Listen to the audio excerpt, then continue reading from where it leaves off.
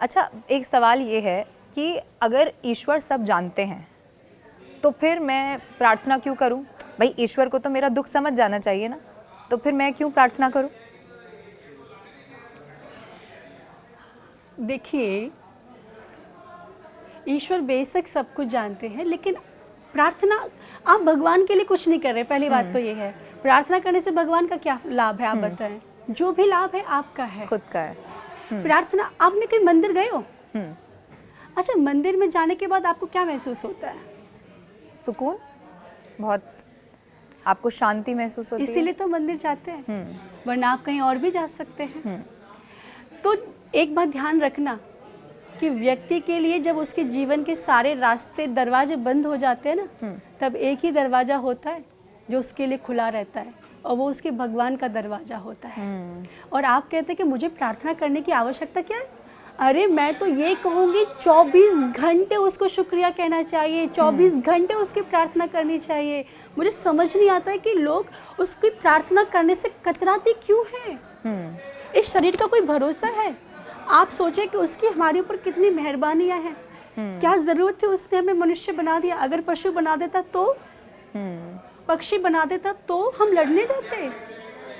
और लोग कह रहे हैं कि हम क्यों प्रार्थना कर रहे हैं, वो हमारे बारे में सब कुछ जानता है। अरे प्रार्थना कीजिए, प्रतिपल प्रार्थना कीजिए, उसको धन्यवाद कीजिए कि मैं जिस चीज़ के योग्य नहीं था ना, वो भी चीज़ आपने मुझे प्रदान करी। मैं किस किस चीज़ के लिए आपको धन्यवाद कहूँ। दूसरी बात, मैं आपके उत्तर दूंगी, भगवान सब जानते हैं और आपको कोई उनको बताने की आवश्यकता नहीं है, लेकिन आपने ये कहा है कि प्रार्थना क्यों करनी चाहिए। मैं एक बात कहूँ आपसे, जीवन में बस प्रार्थना ही करनी चाहिए, बाकी कुछ नहीं करना चाहिए। अच्छा, ठीक है। आप उन्हें अपने दुख मत बताइए। आप ये प्रश्न कीजिए कि हमें अपने दुख बताने की आवश्यकता क्या है, जब उसे सब पता है। आप अपने दुख मत बताइए, आप अपने सुख मत बताइए, क्योंकि वो सब कुछ जानता है, लेकिन आप उसका भजन करना बंद मत कीजिए।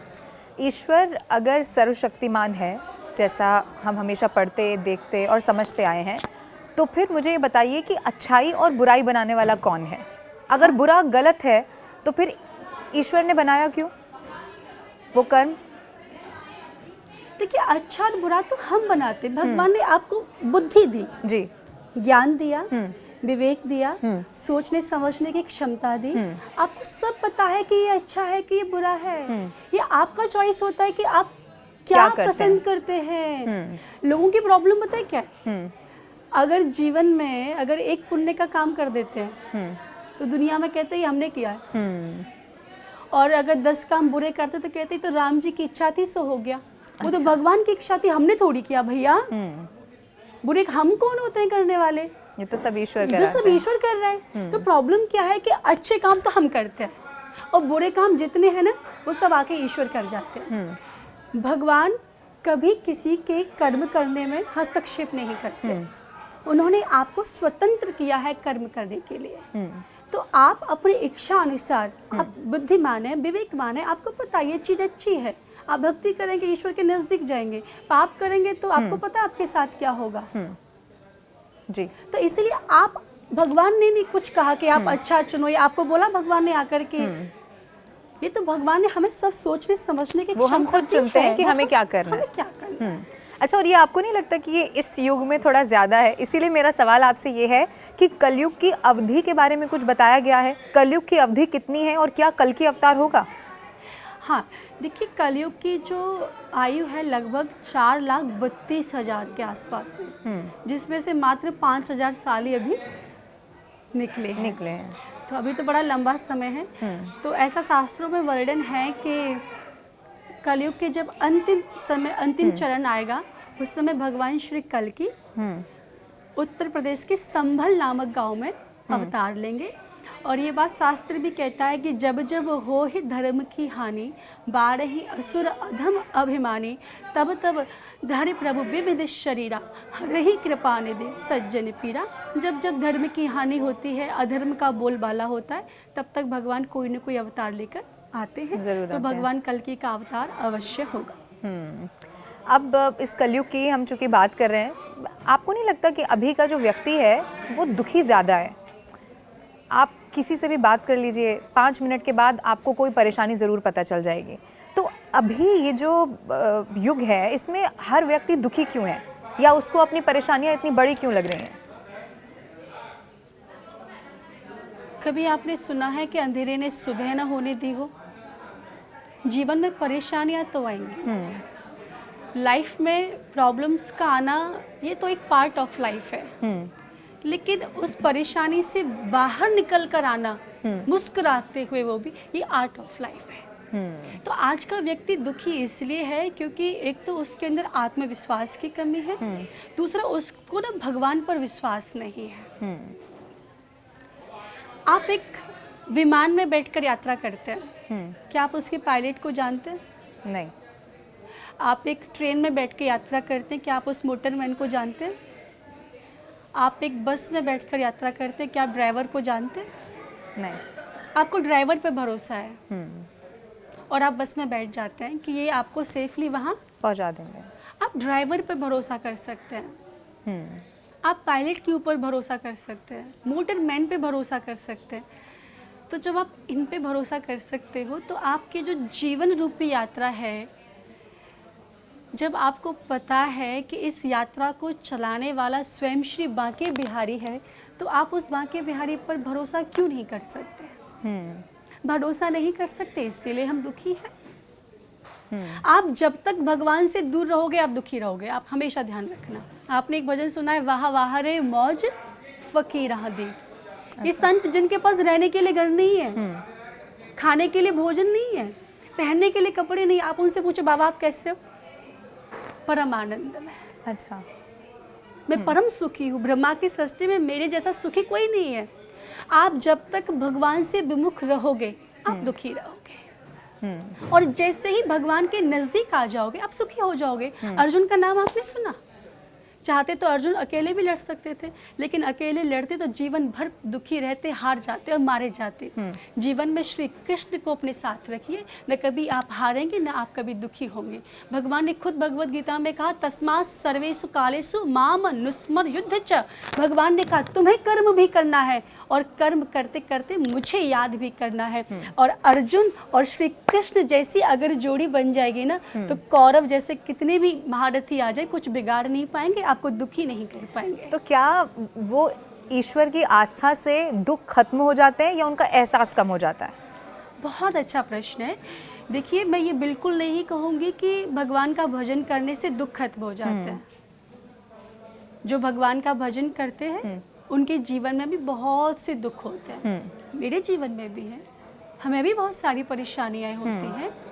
तो ऐसा नहीं है कि भगवान का जो भजन कर रहे हैं उनके जीवन में कोई तकलीफ नहीं है, कोई परेशानी नहीं है, एकदम मस्त है, आनंद में, ऐसी बात नहीं है। लेकिन मेरे एक बात लवीना जी मैं आपसे कहूँगी कि हम मानते हैं कि एक छाता बारिश को रोक नहीं सकता, लेकिन बारिश में खड़े रहने की हिम्मत तो दे सकता है। हम मानते हैं कि भगवान का भजन हमारे दुख खत्म नहीं कर सकता, लेकिन दुख से लड़ने की ताकत तो हमें प्रदान कर सकता है। दुख में मुस्कुराने की ताकत तो प्रदान कर सकता है, दुख में हंसने की शक्ति तो हमें दे सकता है। तो भगवान का भजन करने से दुख तो खत्म नहीं होते, लेकिन दुख कभी दुख जैसे लगते नहीं हैं, इतना मैं गारंटी के साथ कह सकती हूँ आपसे। वाह। अच्छा, मैं आपसे प्रेम की बात करूँ? हाँ। क्योंकि भक्ति में तो प्रेम है ही, लेकिन जब हम दुखों की भी बात करते हैं तो दुखों का भी एक बड़ा कारण इस वक्त प्रेम कहीं ना कहीं हो जाता है। आज आपने भी अपने आसपास देखा होगा।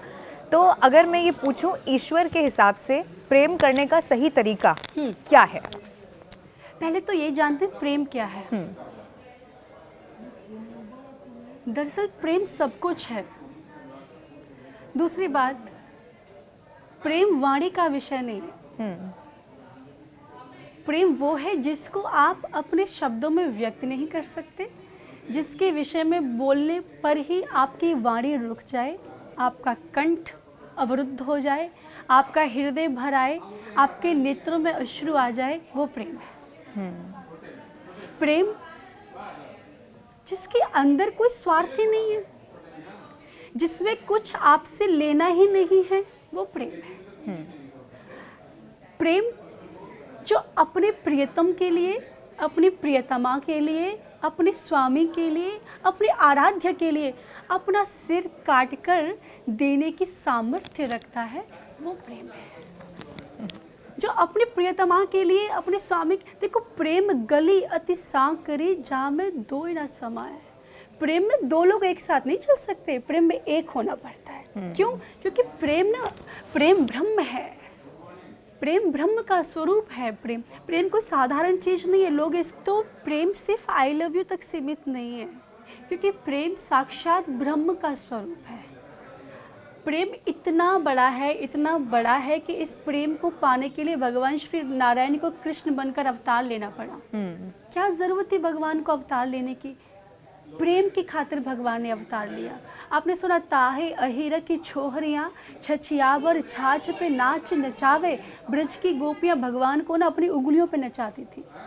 किसी की हिम्मत है जो भगवान को नचा सके? लेकिन ब्रज की गोपियाँ भगवान को अपनी उंगलियों पे नचाती थी। किसके कारण? प्रेम के कारण। तो प्रेम देवता में बहुत बड़ी ताकत होती है, और ये प्रेम देवता की इतनी बड़ी ताकत है कि ब्रह्म को भी आपके सामने नाचने के लिए मजबूर कर सकता है।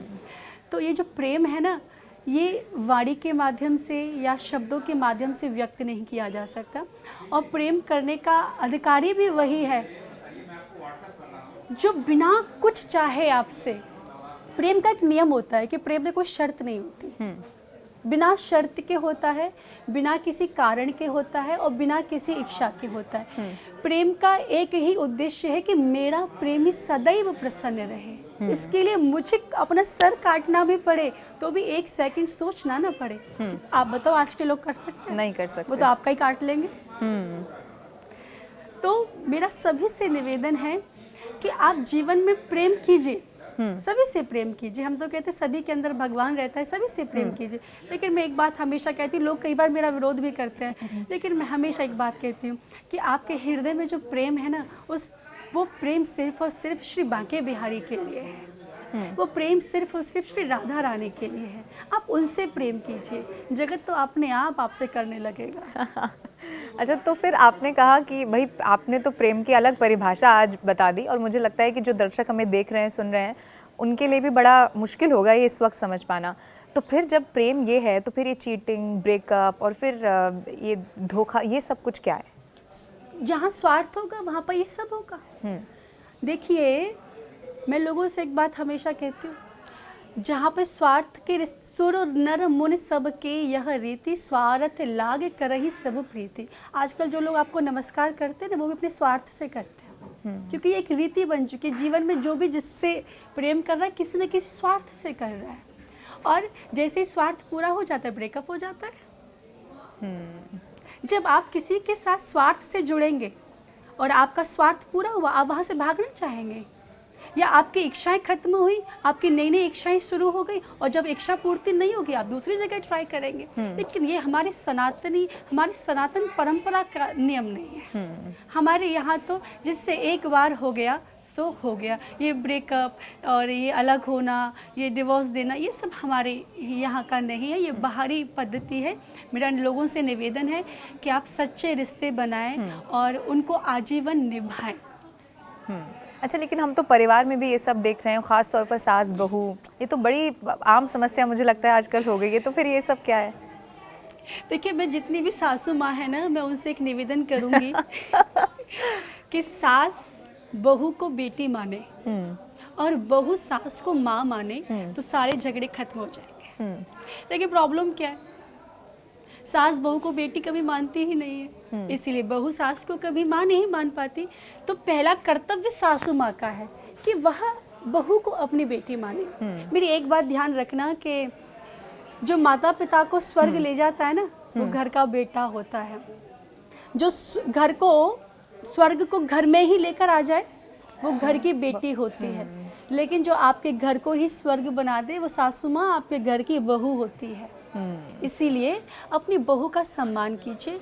लेकिन ये कलयुग है, मैं सभी बहुओं से एक बात कहना चाहूँगी इस पॉडकास्ट के माध्यम से कि अगर अभी आपकी सास के भी 2-4 बातें आपको बोल दे, तो आराम से सुन लीजिए और यही सोचिए कि आपकी माँ भी तो आपको कभी कभी डांटा करती थी, आपको बोला करती थी, लेकिन आप उनके प्रति एक माँ का भाव रखिए, उनको खूब आदर दीजिए, खूब सत्कार दीजिए और आपकी सासू माँ भी फिर आपको पुत्री के रूप में स्वीकार करेंगी और आपको स्नेह करेंगी और सारे झगड़े खत्म हो जाएंगे। और मुझे लगता है ये जो सासू माँ इस वक्त हमें देख रही हैं उनको सुनना समझना चाहिए और बहुओं को भी। अच्छा, ये तो हमने ज़िंदगी की बात की, जब हम जीवन जी रहे हैं तो क्या होता है। एक सवाल मेरा आपसे है, मृत्यु के बाद क्या होता है? देखिए, मृत्यु के बाद जन्म आपने जीवन आपको भगवान ने दिया और मरने के बाद आपने जैसे कर्म इस पूरे जीवन में किए हैं उसी के अनुसार आपको आगे की योनियों में भेजा जाता है। जैसे कि भगवान ने कहा कि ऊर्ध्वं गच्छन्ति सत्वस्था मध्य तिष्ठन्ति राजसा जघन्य गुणवृत्तिस्था अधो गच्छन्ति तामसा। 3 प्रकार के गुण होते हैं जिन्हें हम बोलते हैं सत्वगुण, रजोगुण और तमोगुण। अगर आप जीवन पर्यंत सत्व गुण का पालन करते हैं तो ऐसे व्यक्ति स्वर्ग आदि लोकों को चले जाते हैं। अगर आप रजोगुण का पालन करते हैं तो ऐसे व्यक्ति मनुष्य लोक में रहते हैं और अगर आप तामसिक गुणों का पालन करते हैं तो ऐसे व्यक्ति अधोगति को प्राप्त होते हैं, नरक में जाते हैं, कीट पशु पक्षी इत्यादि बनते हैं। तो आपकी मृत्यु के बाद आपके कर्मों के हिसाब से ही आपको भेजा जाता है। इसीलिए मैं सभी से कहती हूँ कि अच्छे कर्म कीजिए, बहुत अच्छे कर्म कीजिए, क्योंकि कर्म प्रधान विश्व रचि राखा, जो जैसे कर ही सो तस फल चाखा। आप जैसा कर्म करेंगे आपको उसका फल वैसा ही मिलेगा। एक व्यक्ति है जिसने ईश्वर की आराधना नहीं की लेकिन कर्म बहुत अच्छे किए, उसके साथ मृत्यु के बाद क्या होगा? देखिए, उसके कर्म ही पूजा है। हाँ। अगर उसने श्रेष्ठ कर्म किया है और उसने कभी गलत कर्म नहीं किया, किसी का हृदय नहीं दुखाया, किसी के साथ कुछ बुरा नहीं किया, उसका कर्म ही पूजा है, उसको भी उच्च लोकों की प्राप्ति होगी। अच्छा, ये धर्म आस्था को माने बगैर क्या मोक्ष संभव है? बिल्कुल भी नहीं है। देखिए, जब तक आप ईश्वर को नहीं जानेंगे, है ना, तो कैसे मोक्ष का रास्ता प्राप्त कर लेंगे? आपने कभी ABCD नहीं पढ़ी, आप कैसे PhD की डिग्री प्राप्त कर सकते हैं? है ना। तो जब तक आप भक्ति नहीं करेंगे आप मोक्ष के रास्ते तक पहुंच ही नहीं पाएंगे, वापस लौट आएंगे। आपको पता ही क्या मोक्ष क्या है? तो जब तक आपको किसी चीज़ का ज्ञान नहीं होगा, उसके बारे में आपको नॉलेज नहीं होगी, तो आप वहाँ तक नहीं पहुँच पाएंगे। अच्छा, अब क्योंकि आपने इससे पहले भी बताया कि, और मैं भी कई बार देखती हूँ, हम अपने आसपास भी देखते हैं, लोग करना तो चाहते हैं आस्था, वो कथा भी 3-3 घंटे सुनना चाहते हैं, लेकिन कुछ बोरियत होती है। अब यही वो पार्टी में अगर जा रहे हैं तो नहीं, वहाँ वो 5-6 घंटे भी बैठ सकते हैं। तो इसका कोई तरीका है? जो लोग इस वक्त हमारे साथ जुड़े हैं, आपकी बातों से अगर उन्हें लगे कि अब उन्हें भी सत्संग में जाना है, तो उसका कोई सही तरीका है? एक बार एक संत से किसी ने पूछा था, बाबा जब हम भगवान की कथा सुनते हैं तो हमें नींद आ जाती है, और किसी डीजे चल रहा होता है, किसी पार्टी में जाते हैं तो नींद भाग जाती है। संत ने बड़ा अच्छा उत्तर दिया था, बेटा नींद ना मखमल के गद्दे पर ही आती है, कांटों की सैया पर किसी को नींद नहीं आती। ये कहने वाली बात है। लेकिन दूसरी बात, आप कथा सुनने जा रहे हैं, प्रयास कीजिए आप सोए नहीं। कई बार लोग मुझसे कहते हैं हम भजन करने बैठते हैं, माला जपते हैं, नींद आने लग जाती है, लेकिन पार्टी में जाते हैं तो नींद नहीं आती। मेरा आपसे एक प्रश्न है, आप सही से उत्तर देना ईमानदारी के साथ। ठीक है। रात के 2 बजे आपकी फ्रेंड का आपके पास फोन आया कि लवीना जी मेरे पास ना 50 करोड़ है। कितना करोड़? 50 करोड़। और अगर तुम रात के 2 बजे 50 करोड़ को गिनने में मेरी मदद करोगी तो 25 करोड़ तुम्हारे हो जाएंगे। सही सही बताना, अब रात के 2 बजे नोटों की गड्डी गिनने में आपको नींद आएगी? नहीं। लोग कहते नींद आएगी कि जो आई है वो भी भाग जाएगी। बहुत दिन तक नहीं आएगी। हाँ, बहुत दिन तक। ये संभव है। तो अब आप एक बात बताइए, इसका मतलब क्या है कि आपने नोटों की गड्डियों को अपना मान लिया है, अभी तक इस माला को अपना नहीं माना, अभी तक भगवान को अपना नहीं माना, भगवान की कथा को अपना नहीं माना। जिस दिन नोटों की गड्डियों की तरह भगवान को अपना मान लोगे, इस माला को अपना मान लोगे, तो फिर ये माला जपते समय नींद आएगी नहीं, आएगी तो वो भी भाग जाएगी। फिर गड्डियां गिनते हुए जो है नींद आएगी। फिर नींद आएगी। अभी क्या नोटों की गड्डियों से आपको इतना लगाव हो चुका है तो फिर नींद नहीं आ रही है। वही लगाव ईश्वर से करना। ये ईश्वर से हो गया ना लवीना जी। तो आप कह रही थी ना कि ईश्वर को देख सकते हैं कि नहीं देख सकते, फिर आप ये प्रश्न नहीं करेंगे मुझसे। क्योंकि ईश्वर को तब समझ भी पाएंगे, महसूस भी कर पाएंगे। अच्छा, आखिरी सवाल मेरा ये आपसे रहेगा, क्योंकि आपने बहुत कम उम्र से कथा करना शुरू किया, आपको हाल ही में ब्रिटिश पार्लियामेंट में सम्मान भी दिया गया। आपकी जर्नी में चाहती हूँ अगर आप लोगों को बता पाएँ कैसे आपकी रुचि इसमें रही और कैसे आपने आज तक काम किया। ये देखिए, जीवन में मुझे ऐसा लगता है कि जो भी हम प्राप्त करते हैं वो प्रभु कृपा से ही प्राप्त करते हैं। इसमें मेरा तो कोई योगदान नहीं है, लेकिन भगवान ने बड़ी कृपा करी कि एक ब्राह्मण परिवार में मेरा जन्म हुआ। और जब मैं 6-7 साल की थी तो मेरे जो दादाजी हैं वे, उनकी बहुत बड़ी कृपा रही एक्चुअली। तो वो जब मैं बहुत छोटी थी तो मुझे भगवत गीता पढ़ाया करते थे। लवीना जी, आप यकीन नहीं करोगे, हमारे गाँव में लाइट भी नहीं थी। हम लोग गाँव में रहा करते थे उस समय, और गांव में लाइट भी नहीं थी। तो जो लालटेन होता है ना जिसमें तेल डाल के फिर जलाते हैं, तो मेरे दादाजी मुझे उस लालटेन से पढ़ाया करते थे। अच्छा। एक एक श्लोक पढ़ाया करते थे। तो जब मैं 6-7 साल की थी मेरे बाबा जी ने मुझे श्रीमद् भगवत गीता पढ़ाना शुरू कर दिया। और जब शुरू किया तो फिर बोले कि अब हम तुम्हें सत्संग लेके चलेंगे। अब क्या करना है सत्संग में? मैं 6-7 साल की थी, मुझे पता नहीं क्या सत्संग होता है। मुझे तो बोला इसे याद कर लो, मैंने याद कर लिया तोते की तरह, है ना, छोटा बच्चा क्या जानता है। अब बोले कि आपको हम एक सत्संग में लेके चलेंगे और आप इसको लोगों को सुनाना। प्रभु कृपा ऐसी रही कि वहाँ बहुत सारे लोग बैठे हुए थे और मैंने वहाँ बैठकर बोलना शुरू किया। और मैंने सबसे पहले अपने जीवन का भगवत गीता का 12वें अध्याय लोगों को सुनाया। यहाँ से मेरी शुरुआत हुई भगवत गीता के 12वें अध्याय से, और यहाँ से मेरी एक आध्यात्मिक यात्रा शुरू हो गई। और फिर तब हमने बहुत से सत्संग किए, फिर धीरे धीरे हम लोग कथाएं करने लगे और आज आपके समक्ष हैं। लेकिन इसके लिए सबसे बड़ी श्रेय तो मेरी राधा रानी को जाता है जिन्होंने इतनी कृपा करी, और उसके बाद जो दूसरा श्रेय वो मेरे दादाजी को जाता है जिन्होंने बड़ा परिश्रम किया, बड़ी मेहनत की। लवीना जी साइकिल में बिठा के लेके जाते थे, 20-20 किलोमीटर साइकिल चलाते थे बिठाकर। अच्छा। फिर हम सत्संग में जाते थे, फिर हम सत्संग करते थे, लोगों को प्रवचन सुनाते थे। तो वहाँ से हमारी एक आध्यात्मिक यात्रा शुरू हो गई और इसी तरह से आगे भी जारी रहे। और आप बड़े सरल भाषा में जिस तरह से लोगों को समझा रही हैं आस्था धर्म के बारे में, आपकी यात्रा और आगे बढ़े, इसी तरह से जारी रहे। आज भी आप वृंदावन से हमारे लिए आई, आपका बहुत बहुत धन्यवाद। और हमसे बातचीत करने के लिए बहुत बहुत आपका धन्यवाद। और मुझे पूरी उम्मीद है आज जिन दर्शकों ने हमें देखा सुना उन्हें धर्म, ईश्वर और आस्था के बारे में बहुत कुछ मालूम चल गया होगा जो शायद वो पहले नहीं जानते थे। इसी तरह से आप हमारे साथ जुड़े रहिए, हमारे चैनल को भी सब्सक्राइब करिए और किसी भी तरह का कोई सवाल है तो आप कमेंट करके भी पूछ सकते हैं।